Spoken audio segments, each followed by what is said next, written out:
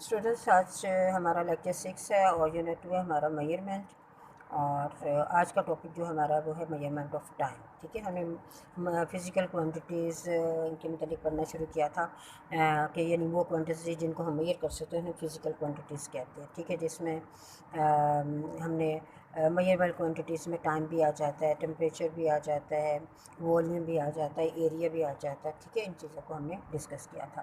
तो आज हम मेजरमेंट ऑफ टाइम के मतलब पढ़ेंगे। ठीक है, anything that occurs or appears at regular interval can help us to measure time. ठीक है, इट मीन्स कि पहले जो बहुत पुराना जो तरीका था वो ये था कि सूरज की जो पोजीशन होती थी उसको देख के लोग जो है टाइम का अंदाज़ा लगा लेते थे। ठीक है, अब इसके बाद आ जाते हैं यानी टाइम के साथ साथ जो थी इसमें डेवलपमेंट होती गई। ठीक है, और फिर डिफरेंट जो इंस्ट्रूमेंट मेजरिंग टाइम के लिए बनाए गए, अब हम उनकी बात करेंगे। ठीक है, इंस्ट्रूमेंट फॉर मेजरिंग टाइम सबसे पहले आ जाता है सन डायल। ठीक है, सन डायल क्या था, इसको इजिप्टियन ने 1800 BC में इसको क्या किया है, इसको इन्वेंट किया। ठीक है, और इसका प्रिंसिपल क्या था, ये प्रिंसिपल इसका ये था कि किसी भी ऑब्जेक्ट की पोजीशन, उसके शेडो की जो लेंथ और पोजीशन होती थी उसको देख के लोग जो है टाइम का जो अंदाज़ा है वो लगा लेते थे। ठीक है, ये बहुत पहले की बात है। अब इसके बाद सेकंड आ जाता है सैंड क्लॉक। ठीक है, इसे रोमन जो थे उन्होंने इसको इन्वेंट किया। ठीक है, और इसका प्रिंसिपल क्या था कि उन्होंने कहा कि जो सैंड जो है दैट ऑल द सैंड, ठीक है, from the upper chamber falls into the lower chamber in a fix time interval, के ऊपर वाले चैम्बर से नीचे चैम्बर में जो सैंड है वो एक फिक्स टाइम इंटरवल के साथ नीचे गिरती है। ठीक है, और फिर इस अमाउंट ऑफ टाइम को उन्होंने यूनिट का टाइम दिया और इस तरीके से वो टाइम को क्या करते थे, मेजर करते थे। ठीक है, थर्ड वन आ जाता है हमारे पास पेंडुलम क्लॉक। इसे आपने देखा तो होगा इस तरह का। ठीक है, और इसे गैलीलियो ने इसे सबसे पहले इसको डिस्कवर किया था। एक्चुअली पेंडुलम क्या होता है, एक स्ट्रिंग होती है, स्ट्रिंग के साथ अगर हमें एक वेट, हैवी वेट इसके साथ अटैच कर दें, that it become the pendulum. इसे हम क्या कहते हैं, पेंडुलम कहते हैं। और अगर ये मूव कर रहा होता है और ये अपनी जब मूव करता है तो ये टू एंड फ्रो मोशन करता है। इट मीन्स कि ये देखें यहाँ से यहाँ तक। ठीक है, अगर ये मूव करना शुरू करेगा, ये इसकी मीन पोजीशन है। ठीक है, जब रेस्ट में होता है ये इसकी मीन पोजीशन होती है, और ये इसकी क्या है, इसकी या इसे हम फिक्स पोजीशन भी कहते हैं। ठीक है, ये इसकी एक्सट्रीम पोजीशन है। तो ये पेंडुलम जो है जब चलना शुरू करता है तो पहले इस साइड पे आता है। ठीक है, और यहाँ से आने के बाद यहाँ पे आ जाता है। यानी हम ये देखेंगे कि इसकी जो वाइब्रेशन है या इसकी मूवमेंट है वो कैसे शुरू होती है। फर्स्ट वन ये ए ले लें और ये बी साइड ले लें। यानी ए से अगर ये स्टार्ट करता है अपना, पहले ये यहाँ आता है। ठीक है, ए से स्टार्ट करता है, बी पे जाता है, बी के बाद ए पे आता है। ठीक है, तो ये टाइम जो है क्या होता है, ये टाइम जो है ये फिक्स रहता है। ठीक है, ये टाइम जो है फिक्स रहता है, यानी एक वाइब्रेशन कंप्लीट हो जाती है। ठीक है, और इसमें क्या होता है, इसमें स्ट्रिंग की लेंथ जो है ना ये भी फिक्स रखी जाती है। और इसी तरह अगर हमने सेकंड वाइब्रेशन देखी, फिर दोबारा ये ए पे आ गया, फिर ए से बी की तरफ जाएगा, बी से फिर ए की तरफ अगर आएगा तो ये इसकी दूसरी वाइब्रेशन होगी। ठीक है, तो इसमें हम कहते हैं कि और ये जो क्लॉक दिखाया गया है ये इसकी लेंथ जो है 25 सेंटीमीटर ली जाती है, और ये एग्जैक्टली 1 सेकंड में अपनी एक वाइब्रेशन जो है कम, यानी पहले ये यहाँ होता है, यहाँ से इधर जाता है, फिर दोबारा इधर आता है। तो ये टाइम कितना लेता है, ये 1 सेकंड लेता है, और इसकी ये स्ट्रिंग की लेंथ कितनी ली जाती है, 25 सेंटीमीटर। ठीक है, इसे हम क्या कहते हैं, इसे हम पेंडुलम क्लॉक कहते हैं। अगर हम इसकी लेंथ को चेंज कर देंगे तो इसकी वाइब्रेशन का टाइम जो है वो भी क्या हो जाएगा, वो भी चेंज हो जाएगा। ठीक है, अब इसके बाद आ जाती है मैकेनिकल रिस्ट वॉच जो हैं, इनको भी बनाया गया। और इसके अलावा जो मेन वन जो है हमारे पास वो है इलेक्ट्रॉनिक रिस्ट वॉच। ठीक है, और ये क्या है, इलेक्ट्रॉनिक रिस्ट वॉच क्या है, ये भी मार्केट में अवेलेबल है और ये एक डिफरेंट प्रिंसिपल पे काम करती है। ठीक है, इन वॉचेस में क्या होता है, क्रिस्टल होता है। ठीक है, क्रिस्टल किस चीज़ का बना था, वो क्वार्ट्स का एक क्रिस्टल होता है, और ये जो क्रिस्टल है बहुत फास्टली, बहुत तेज़ी से क्या एट अ वेरी मूव करता है। यानी this crystal can vibrate very fast and at a very precise rate, यानी इस वजह से इसको क्रिस्टल को यूज़ किया जाता है। और these vibration are use to measure the time accurately. और फिर ये जो वाइब्रेशंस होती हैं इसमें भी इनको क्या किया जाता है, एक्यूरेट टाइम को मेजर करने के लिए कंसिडर किया जाता है। ठीक है, एक quartz clock is much more accurate then a pendulum. यानी ये जो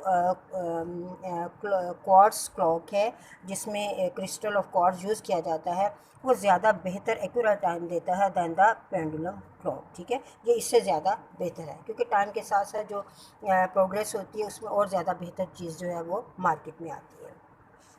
अब इसके बाद आ जाता है स्टॉप वॉच। स्टॉप वॉच क्या होते हैं? ठीक है, mostly a clock or wrist watch runs continuously and can be use to tell the time. ठीक है, ये अगर हमने बहुत शॉर्ट टाइम अगर हमने मैयर करना है then we will use the stop watch.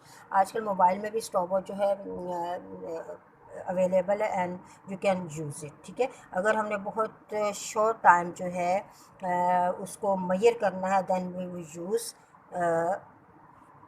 Stop watch. ठीक है, और इसका क्या होता है, अगर हम मैकेनिकल स्टॉप वॉच की बात करें तो ये मैं आपको इसकी फिगर दिखाती हूँ। मैकेनिकल स्टॉप वॉच किसे कहते हैं, ये देखिए इस मैकेनिकल स्टॉप वॉच ये है आपका मैकेनिकल स्टॉप वॉच। ठीक है, ये आपका मैकेनिकल स्टॉप वॉच है और ये आपका डिजिटल स्टॉप वॉच है। ठीक है, तो मैकेनिकल स्टॉप वॉच में हम क्या करते हैं, वो start the stop watch at the beginning. कोई भी एक्टिविटी आपने स्टार्ट की है, ठीक है, उसको आपने उसका टाइम नोट करना है, तो जब एक्टिविटी स्टार्ट के then we start the stopwatch. और जब वो एक्टिविटी एंड हो तो फिर हम क्या करते हैं, उस स्टॉप वॉच को क्या करते थे, बंद कर देते हैं और उस टाइम जो है उसका नोट कर लेते हैं। ठीक है, और इसके बाद आ जाता है इसी की एक और स्टॉप वॉच है, वो है डिजिटल। ठीक है, डिजिटल स्टॉप वॉच क्या है, ये भी आजकल इजीली अवेलेबल इन मार्केट और इनमें ना तो मिनट्स होते हैं ना ही सेकंड्स होते हैं और ये डिस्प्ले करती हैं टाइम इन डिजिट, यानी डिजिट में इनको इनसे टाइम जो है वो नोट किया जाता है। ठीक है, तो स्टूडेंट ये तो था मेजरमेंट ऑफ टाइम जो मैंने आपको समराइज़ करके बता दिया कि हम कितनी हेल्प के साथ जो है टाइम को क्या करते हैं। पहले ज़माने में किस तरीके से टाइम को नोट किया जाता है और जैसे जैसे साइंटिफिक प्रोग्रेस हुई, टेक्नोलॉजी डेवलप हुई, तो इसके साथ साथ जो थी टाइम को मेजर करने का ज़्यादा अच्छा और इजीली मेथड और इंस्ट्रूमेंट भी मार्केट में अवेलेबल है। अब आ जाता है मेजरमेंट ऑफ टेम्परेचर। ठीक है, टेम्परेचर को अगर हमने मेजर करना हो तो उसके लिए भी हमें एक इंस्ट्रूमेंट चाहिए। सबसे पहले हम टेम्परेचर की डेफिनेशन की तरफ आते हैं। What is temperature?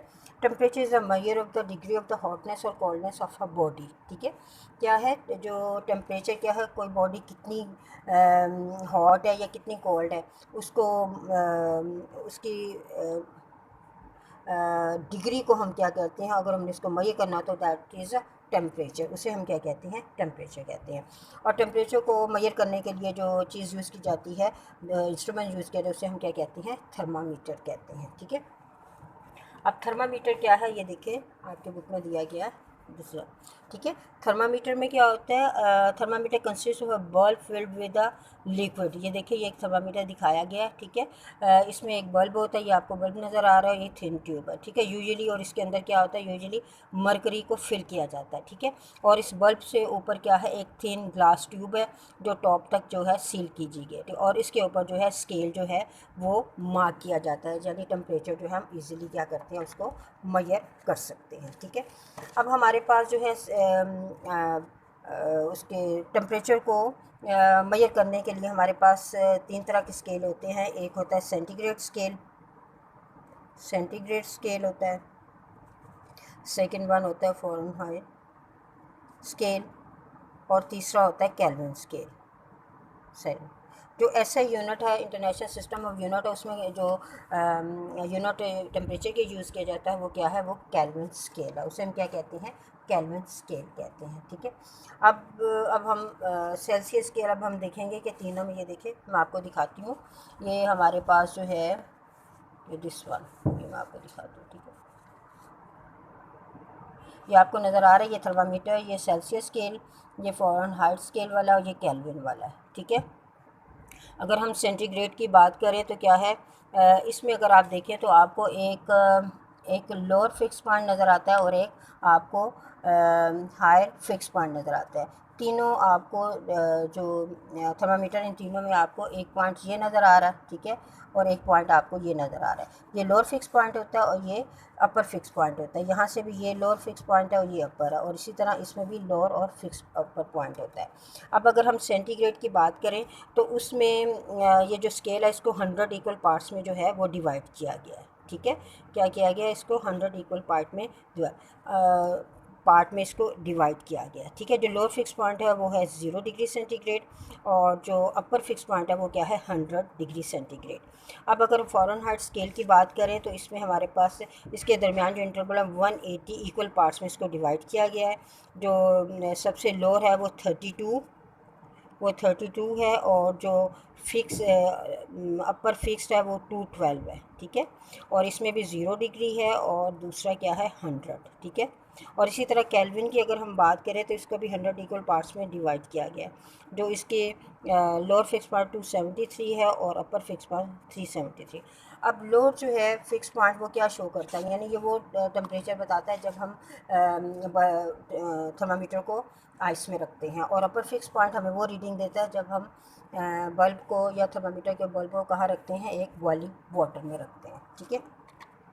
अब थर्मामीटर जो है इनकी भी टाइप्स हैं, एक है क्लिनिकल थर्मामीटर और एक है लेबॉर्ट्री थर्मामीटर। क्लिनिकल थर्मामीटर क्या है, जो कि डॉक्टर मोस्टली इनको यूज़ करते हैं, ठीक है। Doctor use thermometer called clinical thermometer, ठीक है। और इसकी जो शेप है वो आपको मैं दिखाती हूँ। क्लिनिकल थर्मामीटर की शेप जो है वो इस तरीके से ये है, जो डॉक्टर अपनी क्लिनिक में यूज़ करते हैं, ठीक है। अब इसमें क्या होता है, यहाँ से मैं आपको दिखा देती हूँ स्टूडेंट्स, ये देखिए दिस वन, ठीक है। Clinical thermometer has a small king यानी बैंड, यानी जो क्लिनिकल थर्मामीटर होता है वो थोड़ा सा बैंड होता है, ठीक है। यानी जो बल्ब होता है उससे ऊपर वाले पोर्शन में वो थोड़ा सा बैंड होता है, because of this king the mercury in the, और ये भी मैंने बताना था कि इसके बल्ब में क्या है, लिक्विड कौन सा, मरकरी जो है उसको फिल किया जाता है। Because of the king the mercury in the glass tube does not fall even after the thermometer is taken out the patient mouth, यानी जब वो पेशेंट के मुंह में डॉक्टर थर्मामीटर डालते हैं तो मरकरी जो है वो दोबारा वापस ना आ जाए उसी पॉइंट, तो इसी वजह से इसके बल्ब के अंदर जो है ट्यूब को थोड़ा सा बेंड कर दिया जाता है ताकि उसकी मरकरी वहीं रहे और डॉक्टर जो है वो इजीली उसकी रीडिंग जो है वो नोट कर सके, ठीक है। अब आ जाता है लेबॉर्ट्री थर्मामीटर।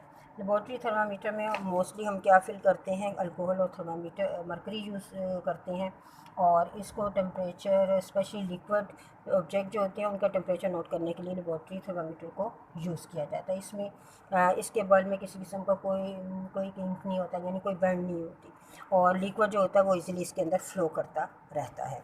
अब एक और बात नोट करनी थी कि मरकी थर्मामीटर जो होता है वो बहुत ज़्यादा